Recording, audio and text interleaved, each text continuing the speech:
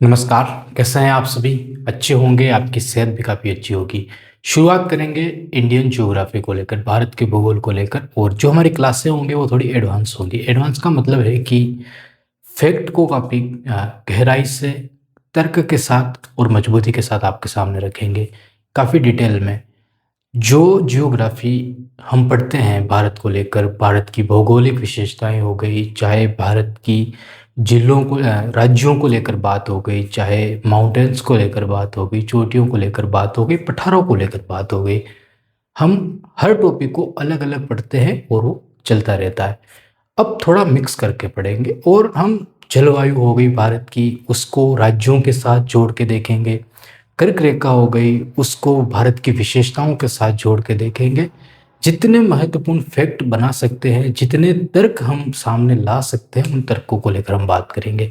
आपका काम इतना है कि आप पूरी क्लास को देखिए, नोट्स बनाइए, मैपिंग के साथ हम बात करेंगे, हर एक चीज़ को मैप में एक्सप्लेन करेंगे, दर्शाएंगे, ताकि आपको चीज़ें प्रमाणिक होती चली जाए और ये चीज़ें आपको रटना ना पड़े, आपको याद हो जाए। तो इंटरेस्ट बनाने की कोशिश करेंगे एक तरीके से। तो पूरी क्लास को देखना है, कमेंट करना, अपने क्वेश्चन पूछना।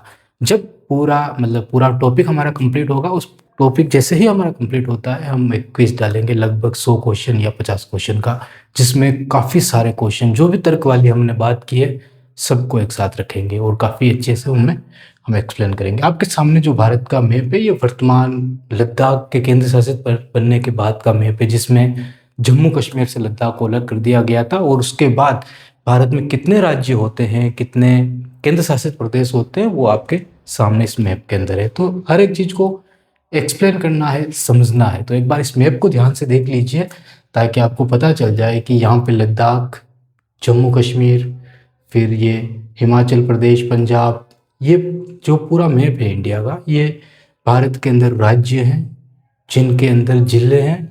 और ये जो ब्लैक ब्लैक है, ये पूरी भारत की बाउंड्री है। भारत के दक्षिण हिस्से में समुद्र हमको मिलते हैं, भारत के उत्तरी हिस्से में समुद्र नहीं मिलते हैं, स्थलीय सीमा बनती है। और स्थलीय सीमा बनने के कारण हम ये कहते हैं कि भारत जो है एक पड़ोसी देशों के साथ सीमा बनाने वाला देश भी है। तो भारत की जो दक्षिणी सीमा है, देख लीजिए आप, यहाँ पे बे ऑफ बंगाल हमको मिलता है, और यहाँ पे अरब सागर जो मिलता है, और यहाँ पे हिंद महासागर मिलता है।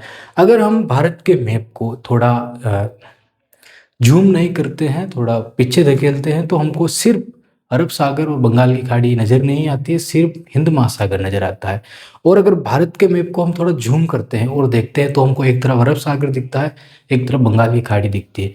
तो यहाँ पे एक चीज़ हमारे सामने निकल के आती है। पहला तरक्की हमारा यही है भारत की समझने को लेकर कि अरब सागर और बंगाल की खाड़ी हिंद महासागर का हिस्सा है।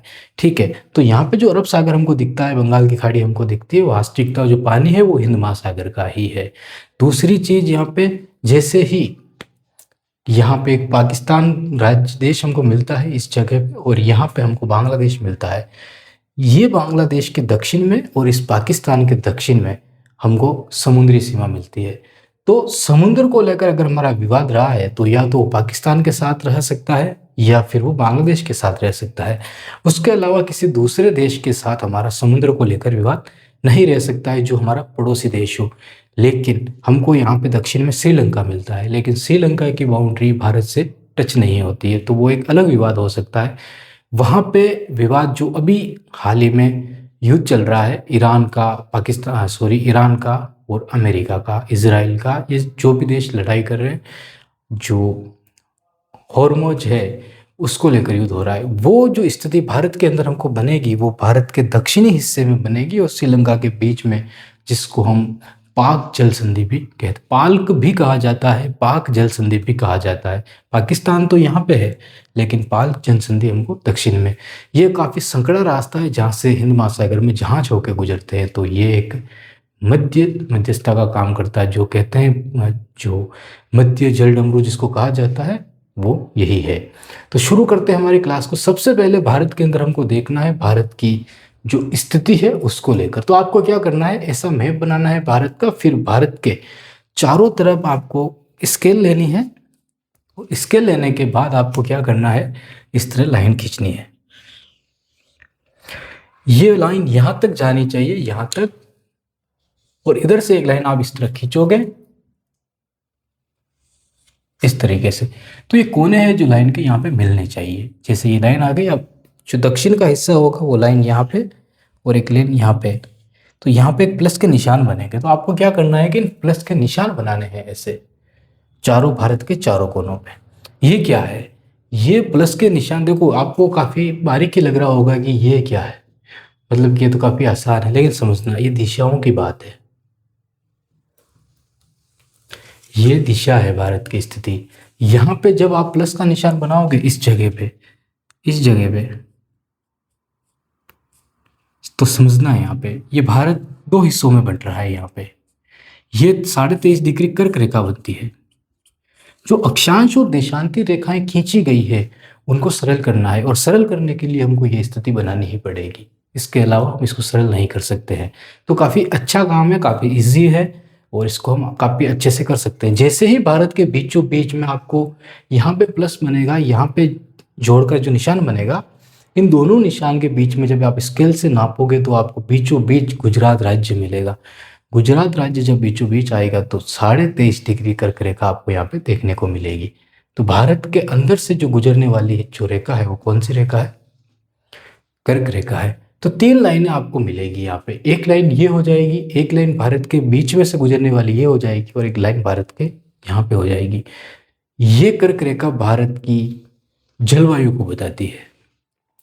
ये रेखा जो अक्षांशीय रेखा है, ये रेखा भारत की उत्तरी अक्षांश को बताती है, उत्तर में कहाँ तक भारत फैला हुआ है वो स्थिति बताती है। और दक्षिण के अंदर ये लाइन जो है हमको क्या बताती है, ये लाइन हमको भारत की दक्षिणी सीमा बताती है। ठीक है, यहाँ तक कंप्लीट है। तो आपको क्या करना है, भारत के चारों ओर बाउंड्री बनानी है, और बाउंड्री इस तरह नहीं बनानी है, बिल्कुल प्लेन बाउंड्री बनानी है, सीधी रेखा खींचनी है, रेखाएं खींचनी है, इस तरह रेखाएं खींचनी और बीचों बीच बनानी, जिसके अंदर आपको दिखेगा कि भारत जो है वो कितने डिग्री अक्षांश और देशांतरों के मध्य है। अब हम बात करते हैं कि भारत की वास्तविक अक्षांशीय स्थिति क्या है। तो यहाँ पे हमको देखने को मिलता है 37 डिग्री, मोटे मोटे तौर पे हमको 37 डिग्री और 6 मिनट हमको ये देखने को मिलता है। 37 डिग्री और 6 मिनट। एक चीज़ और नोटिस करना और ध्यान रखना, जैसे 37 डिग्री हो गया, ठीक है, ये तो हमको पता है कि 37 डिग्री हो गया, लेकिन ये इसको देखना 37 डिग्री को, ये 37 डिग्री जैसे ही 59 पे जाएगा, यहाँ तक ये जैसे ही 60 पे जाएगा और इधर 1 डिग्री बढ़ जाएगी, ये कभी 61 नहीं होगा, इस बात को ध्यान रखना। तो 100 डिग्री तक ये कभी भी नहीं जाएगा, सिर्फ 60 डिग्री। क्यों? क्योंकि जो मिनट में नापा जाता है डिग्रियों को, तो 37 डिग्री 37 डिग्री 6 मिनट जो हमको ये मिला है, ये कहाँ तक पहुँचेगा, 59 तक पहुँचेगा। जैसे ही 60 हुआ और ये यहाँ पे 1 डिग्री बढ़ जाएगी, क्योंकि ये मिनट में हम देख रहे हैं, और मिनट ज़्यादा से ज़्यादा 60 हो सकते हैं, 60 के बाद 1 घंटा पूरा हो जाता है। तो यहाँ पे घंटे नहीं बढ़ते हैं, यहाँ पे डिग्रियाँ बढ़ती है। तो भारत की जो स्थिति है वो 37 डिग्री और 6 मिनट की स्थिति हमको मिलती है। और कौन सी है, ये नॉर्थ है। यहाँ पे भी ये क्वेश्चन बार बार आता है, जैसे ही क्वेश्चन में पूछा जाता है कि भारत की स्थिति 37 डिग्री 6 मिनट नॉर्थ से लगाकर 8 डिग्री 4 मिनट, ठीक है, 8 डिग्री 4 मिनट साउथ है, तो आप कहोगे कि सही है ये, ठीक है, सही है। कैसे होगा देखना, यहाँ पे ऊपर का जो इस हिस्सा है भारत का, इसके लिए तो आप क्या कहोगे, इसके लिए तो आप कहोगे कि भारत की जो स्थिति है वो 37 डिग्री 6 मिनट है, ठीक है। और जब दक्षिण में आओगे आप, तो आप कहोगे 8 डिग्री 4 मिनट है, और इसको आप साउथ लिखोगे, इसको आप नॉर्थ लिखोगे। क्यों क्यों लिखोगे कि ये तो भारत के नॉर्थ में है, बीचों बीच तो हमने कर्क रेखा खींच दी 23.5 डिग्री, ध्यान से समझना, बीचों बीच तो हमने कर्क रेखा खींच दी 23.5 डिग्री, जो रेखा यहाँ पे ये खींची गई है यहाँ पे। लेकिन इसके कर्क रेखा के दक्षिण वाला जो हिस्सा है, वो दक्षिणतम जो पॉइंट है भारत का, वो 8 मुख्य भूमि का 8 डिग्री 4 मिनट है। भारत का उत्तरतम जो पॉइंट है वो 37 डिग्री 6 मिनट है, ठीक है। ये स्थिति तो हमको देखने को मिली, लेकिन ध्यान रखना यहाँ पे हम साउथ नहीं कहेंगे, इसको हम नॉर्थ ही कहेंगे। क्यों? क्योंकि भारत जो है वो एक हिस्सा है इस पृथ्वी का, पूरी पृथ्वी नहीं है अपने आप में। जैसे आपने कहा था, एक डायलॉग सुना होगा आपने, पार्लियामेंट के अंदर डिबेट हो रही थी, डिबेट के अंदर राहुल गांधी ने हिंदुओं को लेकर कुछ बात की थी, कोई टिप्पणी कर दी, तो देश के प्रधानमंत्री खड़े हो गए और कहा कि ये हिंदुओं की आस्था का वो है, विषय है, ये है, वो है, का बातें कही। सीधा जवाब आया कि बीजेपी पूरा हिंदू समाज नहीं है। ठीक है, देखो राजनीति से कोई लेना देना नहीं, लेकिन यहाँ पर वो बात फिट बैठती है। भारत पूरी पृथ्वी नहीं है, इसको ध्यान से समझो कि भारत पूरी पृथ्वी नहीं है। भारत एक पृथ्वी का एक छोटा सा हिस्सा है और ऐसे कई सारे हिस्से हैं। अगर अगर भारत के लिए यहाँ पे हम नॉर्थ साउथ करने लगे तो फिर पृथ्वी की स्थिति पता लगाने में हमको टेंशन होने लग जाएगी, मतलब प्रॉब्लम होने लग जाएगी। तो हमने क्या किया कि एक ही लाइन खींची पृथ्वी के बीचों बीच में। जैसे ही हमने पृथ्वी बनाई यहाँ पे और इसके बीच में लाइन खींच दी और हमने कह दिया कि जो भी इसके ऊपर होगा वो नॉर्थ ही होगा, चाहे वो देश का किसी देश का दक्षिणतम हिस्सा हो, चाहे किसी देश का उत्तरतम हिस्सा हो, हमेशा उसको हम क्या कहेंगे, नॉर्थ ही कहेंगे। और इस रेखा से जो नीचे जो देश होगा उसको हम साउथ ही कहेंगे, वो चाहे कोई कोई भी हिस्सा हो। ठीक है, तो इसको समझना। तो यहाँ से इस तरह की स्थिति हमको मिलती है। तो भारत जो है वो पृथ्वी के उत्तर में स्थित है। वो भारत के उत्तर में स्थित है, वो चाहे पश्चिम में हो चाहे पूर्व में हो, वो बाद की बात है, जब बाद में देखेंगे हम। लेकिन भारत की स्थिति आधी पृथ्वी के उत्तर में स्थित है, इसके कारण हमेशा हम नॉर्थ ही कहेंगे। तो इस यहाँ पे दक्षिण हिस्से को भी हम नॉर्थ ही कहेंगे और इस हिस्से को भी हम नॉर्थ ही कहेंगे। ठीक है, तो यहाँ पर आपका ये कंप्लीट होता है कि भारत की जो अक्षांशीय और देशांती स्थिति है, सॉरी हमने अक्षांशीय रेखा की बात की तो 37 डिग्री 6 मिनट और यहाँ पे 68 डिग्री 8 डिग्री 4 मिनट जो हमने ये लिखी है। तो आपको क्या करना है, भारत के यहाँ पे तो ऊपर तो ये करना है, लिखना है 37 डिग्री 6 मिनट, बीचों बीच 23.5 डिग्री और 8 डिग्री। अब छोटा सा हिस्सा हम देखते हैं इस कर्क रेखा के महत्व का, फिर हम देशांतर रेखा पे चलेंगे। समझना है यहाँ पे, जैसे ही हमने एक पेन चेंज कर लेते हैं, जैसे ही हमने ये रेखा खींची,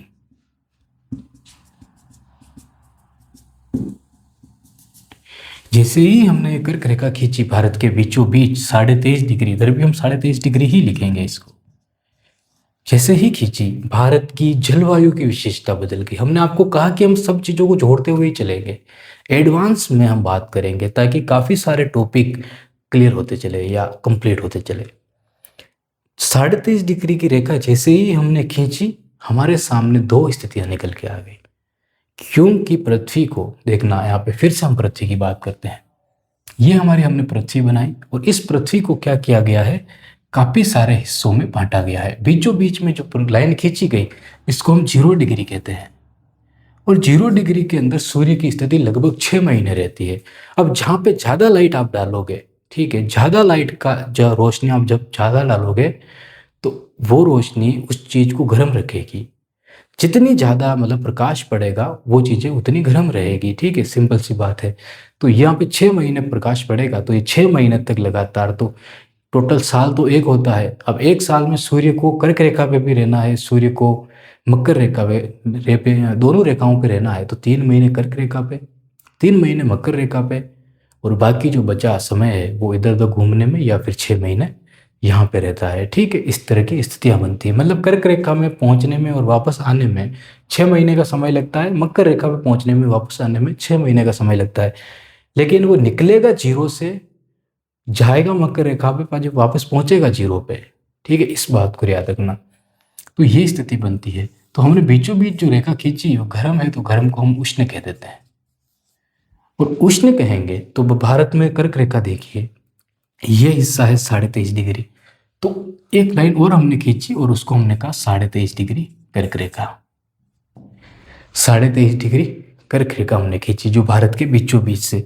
तो कर्क रेखा से लगा के इस 0 डिग्री की जो बीच का हिस्सा है इसको हम कहेंगे उष्ण कहेंगे।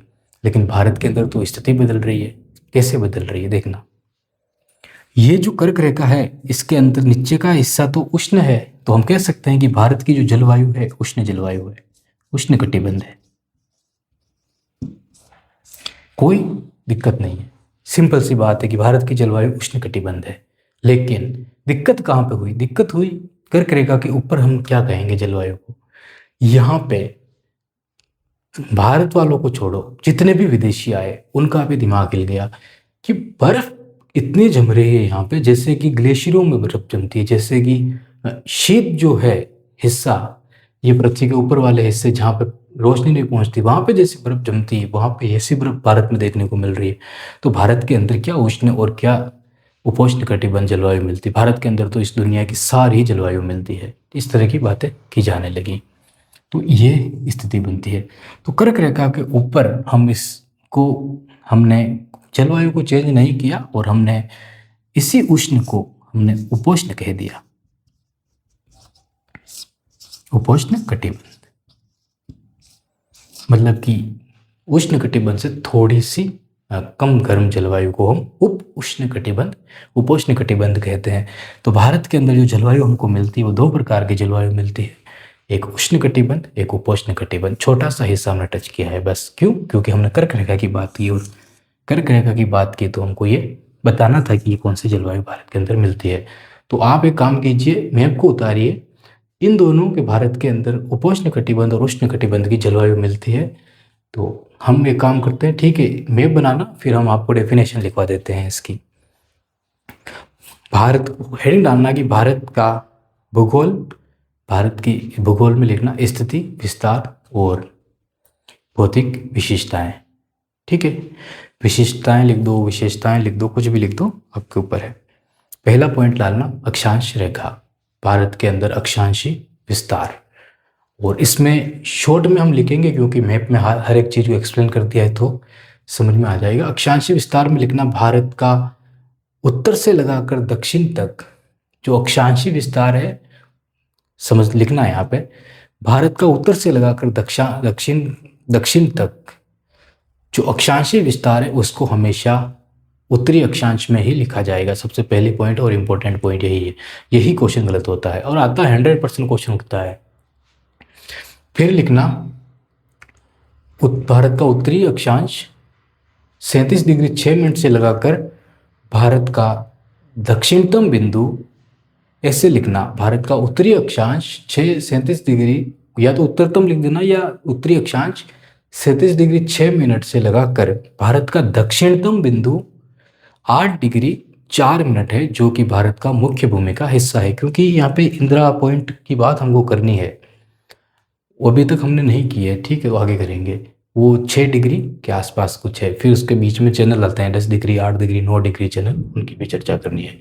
तो ये 2 पॉइंट हमने लिखे। उसके बाद भारत के दोनों बिंदुओं, मतलब उत्तर और दक्षिणी दोनों, उसमें चलने देना, भारत के उत्तर और दक्षिणी दोनों बिंदुओं के बीचों बीच एक लाइन गुजरती है जिसको हम 23.5 डिग्री कर्क रेखा कहते हैं। बीचों बीच एक लाइन गुजरती है जिसको हम 23.5 डिग्री कर्क रेखा कहते हैं, और वो रेखा भारत की जलवायु को 2 भागों में बांटने का काम करती है। भारत की जलवायु को 2 भागों में बांटने का काम करती है। पहली जलवायु उष्ण कटिबंध, दूसरी जलवायु उपोष्ण कटिबंध। और फिर आपको एक ऐसा छोटा सा हिस्सा बनाना है जिसमें ये लिख देना है। फिर पृथ्वी आपको नहीं बनानी क्योंकि आगे हम इसकी चर्चा करने वाले हैं। तो ठीक है, आज की हमारी ये क्लास थी। अब यहाँ पे एक समझना, लास्ट विशेषता है समझना कि देखो, यहाँ पे हिमालय के अंदर बर्फ़ जमती है, यहाँ पे बर्फ़ नहीं जमती है। तो एक काफ़ी शानदार एग्जाम्पल हम बता सकते हैं कि यहाँ पे सूर्य की किरणें काफ़ी ज़्यादा पड़ती है, इसके कारण भारत के दक्षिणी बिंदु हिस्से में बर्फ़ नहीं जमती है, भारत के उत्तरी हिस्से में बर्फ़ जमती है। तो ये आप समझ सकते हो। मिलते हैं हमारी नेक्स्ट क्लास में। बहुत बहुत धन्यवाद आपका।